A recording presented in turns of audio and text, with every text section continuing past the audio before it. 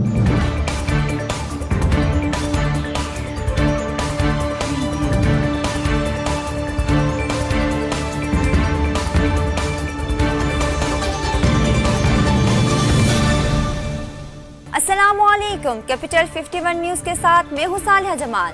सबसे पहले हेडलाइंस।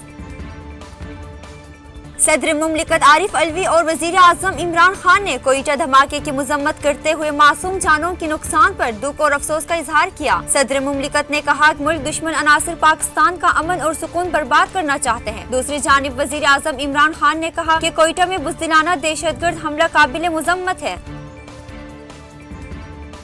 पाकिस्तान तहरीक इंसाफ के रहनुमा जहांगीर तरीन का कहना है कि हमारा ग्रुप किसी कमेटी से नहीं, सिर्फ वजीर आजम इमरान खान से मिलेगा। उनका कहना था तवक्को है कि हमारे ग्रुप की इमरान खान से मुलाकात हो जाएगी। कोयटा में होने वाले धमाके के हवाले से वफाकी वजीर दाखिला शेख रशीद अहमद का रद्द अमल सामने आया। उन्होंने कहा कि मुल्क दुश्मन अनासिर मुल्क का अमन तबाह करना चाहते हैं, दहशतगर्द अपने अंजाम को पहुँचेंगे।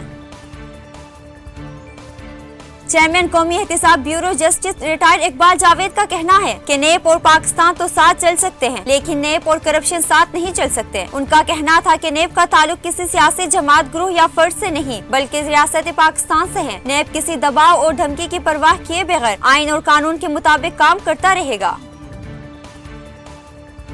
लाहौर हाई कोर्ट ने आमदन से जायद असासाजात केस में मुस्लिम लीग नून के सदर शहबाज शरीफ की जमानत मंजूर कर ली। शहबाज शरीफ की जमानत के फैसले के बाद राना सनाउल्लाह का कहना था कि लार्जर बेंच ने हमारी बेगुनाही की गवाही दी है। सेलेक्टेड हुक्मरान ने कौम के 3 साल क्यों जाये किए? मुल्क में सिर्फ इंतकाम और बर्बादी की गई।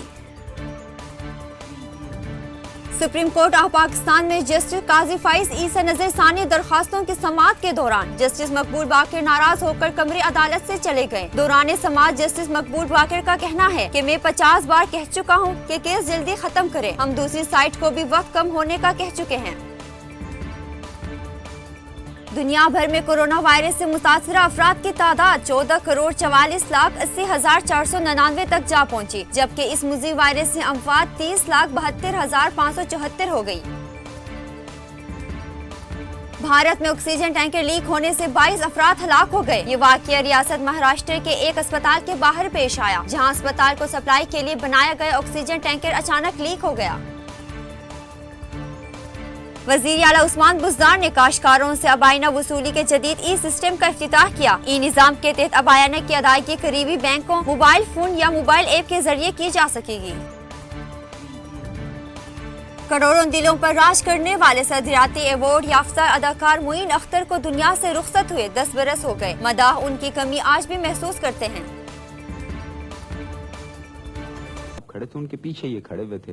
इन्होंने देखा एक छोटा खूबसूरत बच्चा बिल्कुल मेरी तरह, हमारे जमाने में तो पहचान थी कि ये लड़का है और ये लड़की। पीछे वाले बड़े शर्मिंदा हुए। माफ कीजिए साहब, मुझे नहीं मालूम था कि आप इसके बाप हैं। मजीद खबरों और अपडेट्स के लिए देखते रहिए कैपिटल 51 न्यूज।